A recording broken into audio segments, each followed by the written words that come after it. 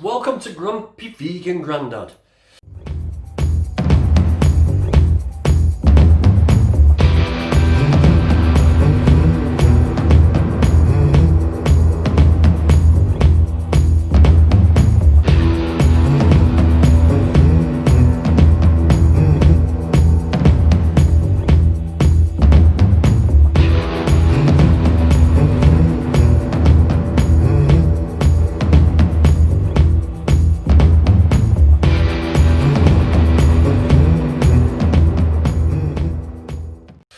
So, this is a bit of an announcement of a new feature that I'm going to try on Saturday.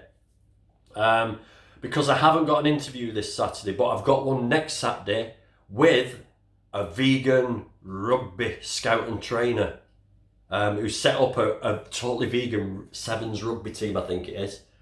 But more on that later next week. So, firstly, Zactivist. What a man. What a boy, I mean. What a boy. He's a boy. You forget he's a boy, don't you? Forget he's a boy. Amazing. He can slap anybody's face. That guy, I tell you. There ain't no carny's going to out-talk that lad. Brilliant. Really enjoyed that. So, if you haven't seen it,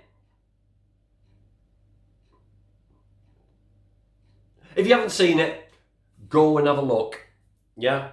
And also go to his channel. Yeah? And subscribe, because honestly, all the support you can get, because this guy is amazing and he will influence a lot of young people to go vegan. He needs all the support he can get, so get over there. Right. I'm going to do my fitness journey after this. And then that'll play out to the end for those of you who are interested. But my little idea for next Saturday is Grumpy Vegan Grandad's soapbox. And what I'm going to do is, what I want you guys to do is, I don't know what time I'm going to have it yet. I'm thinking about 3 o'clock, because it was a nice time that. It's a couple of hours before we all go off and have our dinner, or tea as we call it up north. Breakfast, dinner and tea we have up here, not breakfast, lunch and dinner. Dinner at tea time, eh? What's all that all about? But yeah, I'm thinking about 3 o'clock on Saturday. And what I'm going to do is, if you put your comments below, right, that you want to come and appear, right, on my soapbox, I will send you the join link, yeah? Whoever puts the comment saying, like, I want to come on and talk about whatever, put your comments down below. Then on the day, you'll get the link previous to Saturday. You'll probably get it Friday. Then I'll set up the live. We'll go live, and then whichever order people comment down below in, I shall invite them on. And as long as you've got a phone with a camera, or a PC or laptop with a camera, you can join and you can talk about anything you want. Anything you want. I'll chat to you. You just chat to the audience. Whatever you want. Like a little sort of agony uncle thing as well. We can do that as well. If you've got any problems, come and talk to Uncle? Yeah, agony uncle. Come and talk to Uncle Danny, he'll sort it out. Don't you worry. Don't you worry. So, yeah, that's what I've got planned for Saturday. So, hopefully, we're going to join him. Yeah? It's only a bit of fun. Come on. Don't be embarrassed. You know I'm alright. You know we'll get on. You know I'll keep you talking. So, yeah, come and have a go. Soapbox, get on your soapbox. Let people hear what you've got to say about it all. You're all bloody vocal on the keyboards. Come and say it out loud. What's the worst that can happen? Okay, over to my fitness journey. So, onto the fitness, this little fitness journey. Now, I know I haven't posted anything on my fitness journey since the last one, which was before lockdown. For the simple reason is that since lockdown, I've done nothing apart from, in fact, I want to tell you the story. So I've done no weights. I bought some of those bands, you know, those stretchy bands, and I started off doing press-ups, but I just cannot train at home. I cannot do it. And I thought, I cannot because I've been training with Corinne Sutton. Corinne Sutton, for those of you who don't know, was on Veganville with me. He's a big diet and physical fitness trainer in Miami, in the US. And he's been training me and writing my nutrition guide for the last over a year now. A year and 2 months. So literally, for the last 12 months, I've been on a calorie deficit, and I'm still only on 1,750 calories a day, as opposed to 2,500, which is supposedly the recommended amount for a guy, especially a 6'1" guy like me. But I'm doing carb cycling, so I increase the carbs by a percentage. So my max, which is today actually, is my max carbs is 2,200. Is what I'll be getting down me. And sometimes I struggle getting that in now. Man, I used to be a massive eater, but I'm not feeling hungry all the time. And I'm not losing, because of the ratios of carbs and protein. As long as you're getting enough protein, you don't need shitloads. What am I getting? Am I getting 150 grams a day? It's something really low. It's like, it's 40, 40, 20. So it's 40% protein, 40% carbs, 20% fat. And I'm losing weight, but I'm not losing any. I've lost a bit of muscle, but it's all in proportion. So anyway, back to the lockdown story. So I decided I can't waste my time and not do this, because Corinne has been really good to me. And he's doing all this for me free. He normally charges money for this monthly, and he's doing this as a friendly gesture. We agreed it while we were on the show and living in the house together.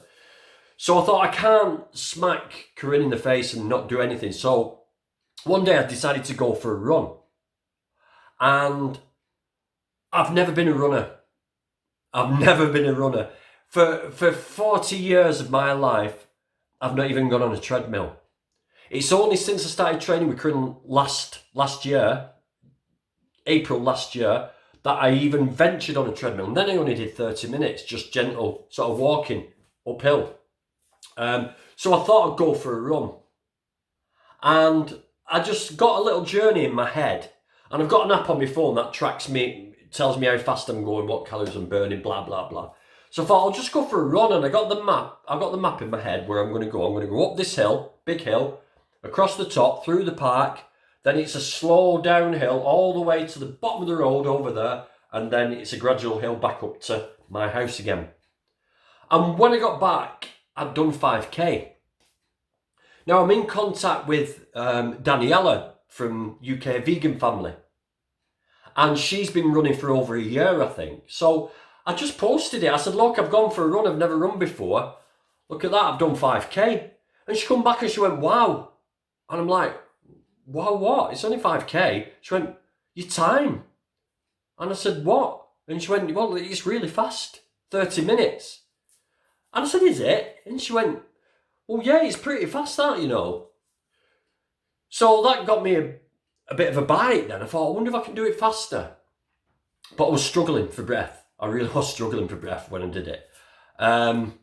So I did it again a couple of days after. And I did it in 25 minutes.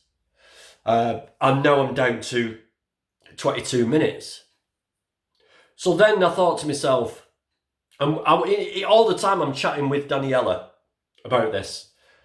So I said to Daniela, I'm going to try a 10K, see if I can do 10K. And I did 10K, and my pace is constant. My pace is like, I think it's 4 minutes 50 per kilometre, constantly on this app. And I'll show you these, I'll flag them up now. They should be popping up now as I'm going along. So I managed to do 10K, and did that in the same sort of time frame as my 5K, you know, the same amount of time. And it's developed and developed and developed over time, and I found it easier and easier and easier. I mean, I always thought that when you're running, it's breath that's going to be your barrier. But I found that after your initial shock of starting to run, your breathing calms down. And I've got another story to tell you about this breathing thing as well, by the way. But yeah, I've carried on doing it and I absolutely love it. I absolutely love it. So before I go into the other stuff that happened, let's have a look at what it's done to me. Let's tilt this camera down a little bit. So basically, I don't feel like I'm a little bit bony around here. I'm not as developed around the shoulders. I'm certainly not embarrassed about my body because bear in mind, at my peak when I was a steroid user, I was 16 stone and I was carrying carpets. So the fact that I've slimmed down, excuse me, the fact that I've slimmed down, it does feel a bit weird. I've still got this macho, you've got to be big, a big bruiser to be anything, and get that out because it's nothing to do with that. I mean, I'm really happy with my body now. I mean, I'm getting abs, and that's through the running. The running is causing this because you're stressing them all the time when you're running. It's a little bit saggy here, you know, but all in all, I haven't lost as much as I thought I would, because another problem with running is that once you burn up your fuel, what you've eaten that day, you start to burn away muscle. Your body uses the muscle to burn away, or fat, whichever.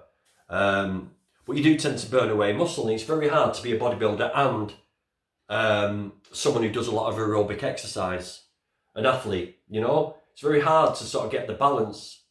And yeah, I'm quite happy actually, I'm quite happy. So, but what I've found is it's key to what you eat before you go running.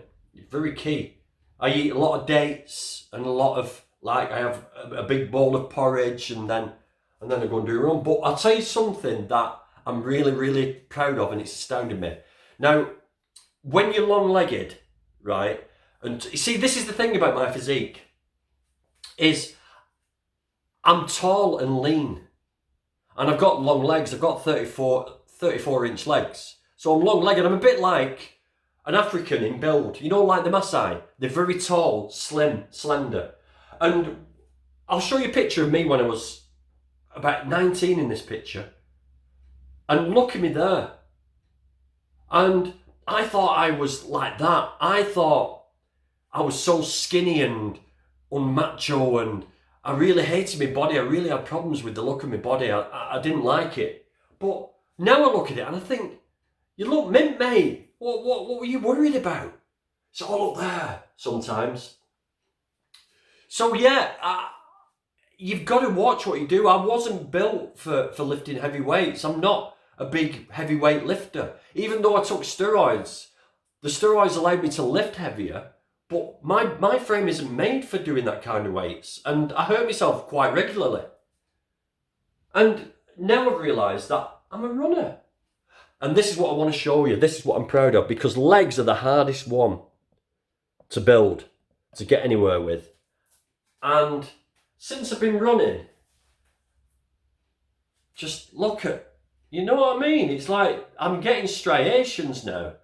And I've never had that. Even if I was doing heavy sort of deadlifts and squats, I'm getting more results from my running than I've ever got. And I'm really, really proud of that. I'm really proud of that. And I'm glad I've found running. I'm really glad I found it. Because it eases my mind as well. You know, when you're feeling down, and it's just like, it rests your mind. And what I do is I download music now. I download different albums and I go for the long runs on the albums. But let's get back to thingy. So yesterday I did 15k. That's 9 miles. And this breathing thing is what I wanted to tell you. It's all coming back to me now. I read on one of the, because I've joined the vegan runners, and you get advice and you can put questions out there to people. And someone asked about breathing, and this guy sent a video about this expert on breathing who's written a book about it, that you should breathe through your nose, you shouldn't breathe through your mouth. Because apparently breathing through your mouth, you don't, even though you can get more oxygen in, or more air in, should I say, you don't utilise oxygen as well. Plus you get more dehydration because you're dehydrating, you're getting hot air through your mouth and you're dehydrating yourself as well. And he says the key is to try and keep your mouth shut when you run. So on Friday, today's Sunday, on Friday I went out for a short 5k. 5k short for me now, look at me. And I went for a short 5k and I tried keeping my mouth shut. And I felt like my head was going to explode. But I kept trying it, I kept breathing in through my mouth, out through my mouth. You're supposed to keep your mouth shut, but I just couldn't do it.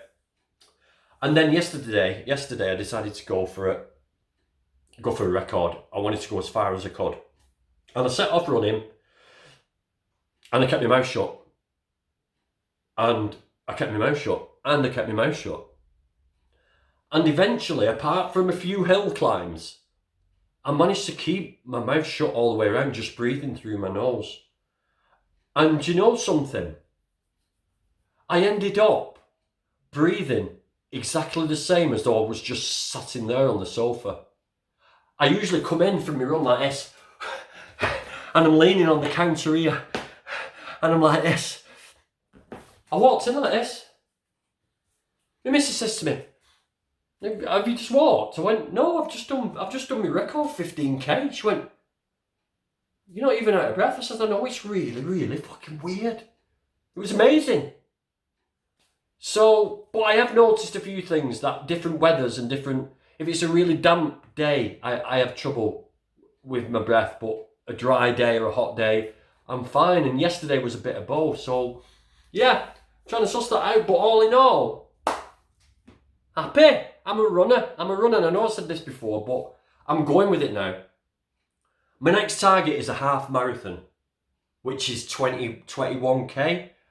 And then I'm going to seriously think about doing a marathon for the animals. I really am. And I think I'll do well. But that's what I'm going to train up for. But let me show you. You all know that I won some money. I'm a 2000 and there. But let me show you what I bought. Ding, ding, ding. Now these are the Fiona Oaks designed from Italy trainers, specially designed for running. They've got a draw cord on them, so there's no laces to keep coming undone, so you just pull this and it grips your foot, and wow, what a difference. But these are about 97 quid, about 105 quid delivered. But the correct footwear, oh my god, it's got to be done, because it's amazing, like, you find new things that bug you the further you run. Yesterday, when I did the 15k, the only reason I stopped at 15 was because my sock had twisted inside the shoe, and it created a knot under my toe, and it was killing me. So I spoke to Daniela, and she said, get some special running socks, you know, like the little trainer socks, get some of them. So, yeah, so I bought them.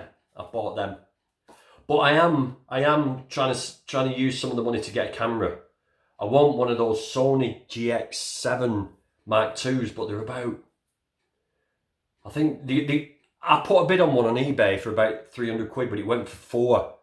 But I'm trying to sort of get it without my missus knowing, because she wants me to spend shitloads on the garden and all that. But anyway, yeah, so that's it. That's the fitness journey side of it.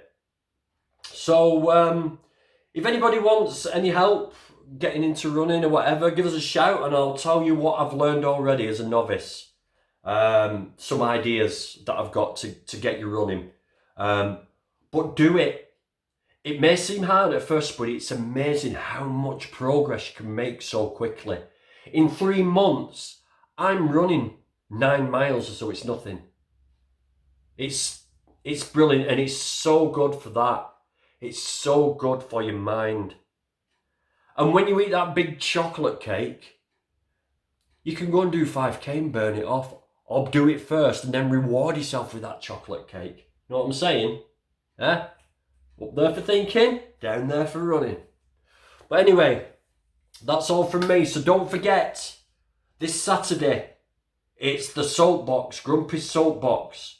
So get your comments down below if you want to join me. I'll send you the link.